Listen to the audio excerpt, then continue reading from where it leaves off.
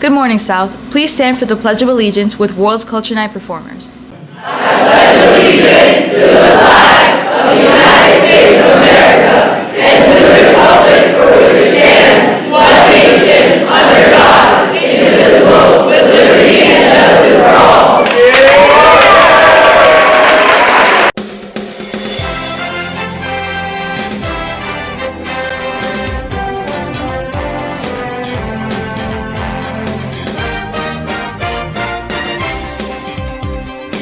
We'll hear more from the Cultural Society later in the show. Good morning once again, and welcome to the Falcon Report for this Friday, the 13th of March at Day 3. I'm Caitlin Schulteis. And now Michaela Viscara. Last Friday and Saturday, students in South's largest club came together to produce one of the most anticipated cultural celebrations of the year, World Culture Night. Caitlin and I were on the scene and can tell you more about the spectacular productions. We're here at World Culture Night where the performance just ended. As soon as the curtains opened around 6:30, the audience was treated to an array of performances from all around the world, with dances, martial arts, meditative routines, and more. Whether it was Asian-inspired acts like classical Indian, Bhangra, and Tai Chi racquetball, or Latin American dances including salsa, cumbia, and reggaeton, there was no absence of culture and talent on that stage.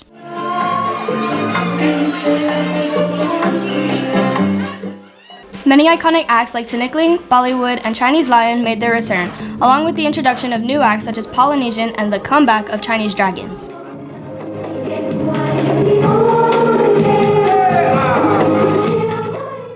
Throughout the show, Cultural Society officers entertained the crowd with comedic skits, and many talented singers performed in various languages, including Alicia Akim in Spanish, Leila Mosé in French, Sudan Balnavis in Calypso, and a duet by Gabriela Gonzalez and Claire Valenzuela in Tagalog. This year, the show also featured a student band, Mosquito Joe.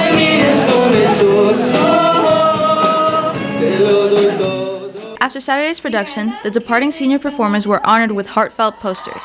World Culture Night was, yet again, one of the most beautiful culminations of student involvement and passion that South has to offer.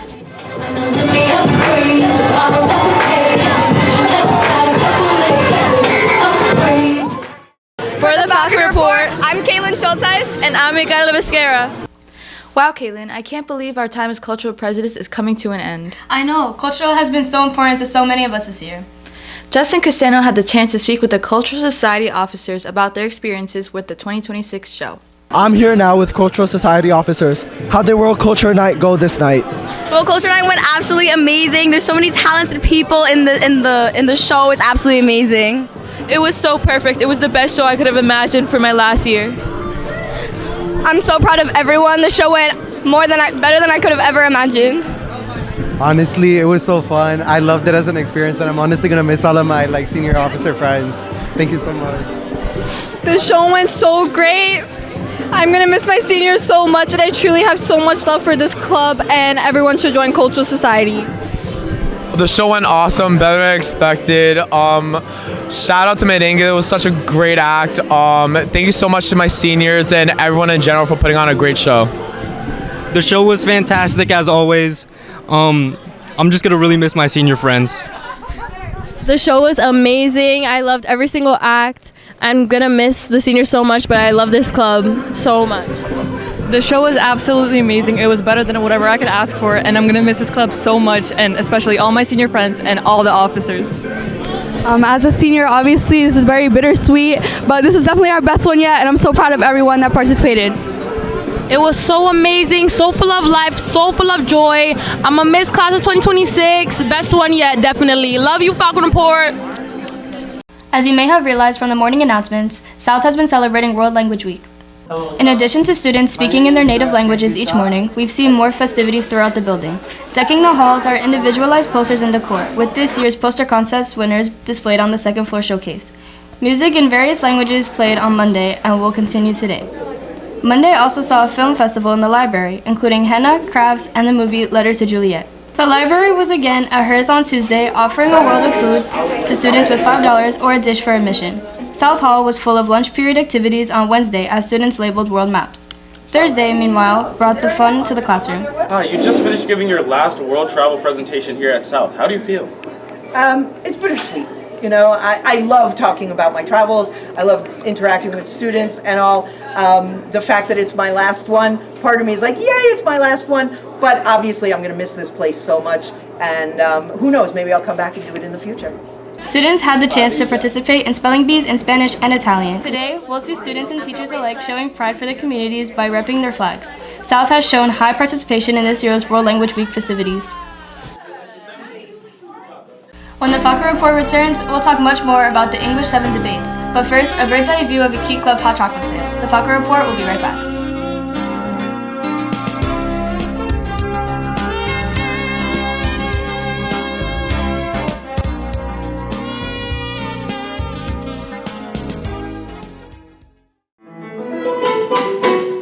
The ratio of the circumference of a circle to its diameter is known as pi. Pi equals 3.14. And Pi Day is March 14th. The following Monday, join Math Honor Society at 3:20 p.m. in South Hall for an exciting event.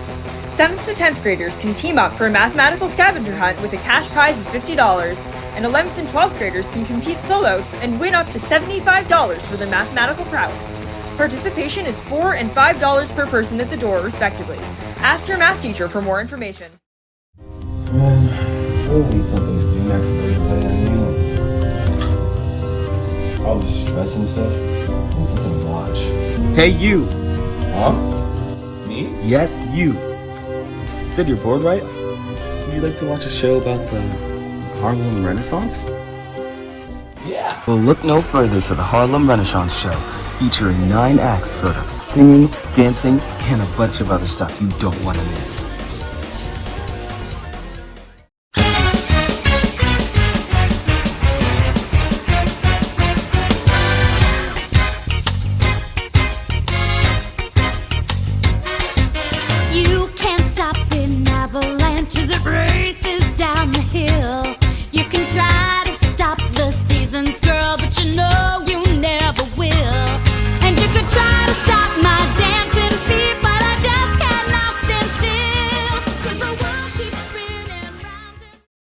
On Tuesday, members of South Theatrical Troupe were cast as the audience to their own production of Chicago. The cast, crew, and pig gathered in the chorus room where they hailed the return of directors Miss Victoria Devine and Dr. David Fritz, then settled in with hot slices of pizza to revisit their November performance. Actors and musicians alike cheered for their peers, joining in the reprisal of their favorite songs and admiring themselves on the big screen. The evening concluded with the troupe exchanging and signing posters, marking a moment of reminiscence before gearing up for Showtime Cabaret. 2 weeks ago, Mrs. Katie Graves' English 7 class debated about the colonization of Mars. In preparation for their debate, students made 4 to 5 person groups and used persuasive language to craft an opening statement, 3 arguments, and a closing statement. All made by my wonderful teammates, and I hope we have influenced you to further explore the colonization of Mars. Thank you.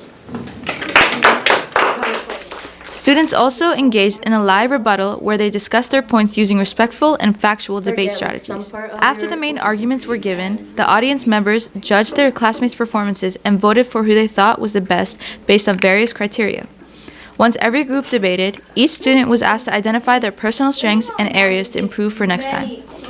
The Colonizing Mars debate was a treat for 7th graders, allowing them to build their analytical research, public speaking, and critical thinking skills.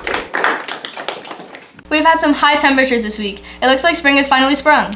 Let's ask Ernesto Salazar if this warm weather will continue. Ernesto? Thanks, guys. I hope you're all enjoying World Language Week and had a great time at World Culture Night. Good news, it will be warmer this weekend as we begin to ease into the spring. Let's take a look at the forecast for this weekend. Today's temperatures will be around 46 degrees with mostly sunny skies and windy conditions. Even though the sun will be out, the wind will make it feel a bit colder than earlier in the week, so it may be a good idea to keep a jacket nearby. Looking ahead to tomorrow, we'll see much of the same radiant sunshine and fresh winds, as today temperatures will climb to around 51 degrees, bringing a slightly warmer and more comfortable feel compared to today. On Sunday, temperatures will dip slightly with mostly luminous skies throughout the day. Later in the evening, we might see a brief light rain shower, so keep that in mind if you have plans outdoors. That's the forecast for today, tomorrow, and Sunday. With warmer temperatures and plenty of sunshine, it'll start to feel a little like spring is on the way. Enjoy the weather, get outside, if you can, and make the most out of these bright, breezy days. Back to you in the studio. Now that cultural is over, what time is it? It's spring sports time. Leo Rodriguez can tell us about our blooming new teams. Leo? Thanks, guys. It may not be the first day of spring, but this week sure felt like it for the spring sports season.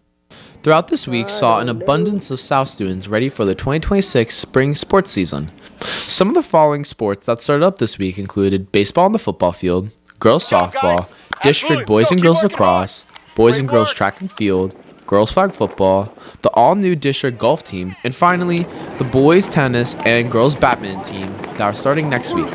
Throughout these practices saw multiple drills and preparations. Overall, South is ready and geared for this season. And that's sports. That's all for this edition of the Falcon Report. For Micaela Vizquera, I'm Caitlin Schulteis. Have a great weekend, South. Oh, finally. I know. Wait, that took way too long. What do you want to do now? You want to go on the sprinkler? Yeah, let's go. Oh!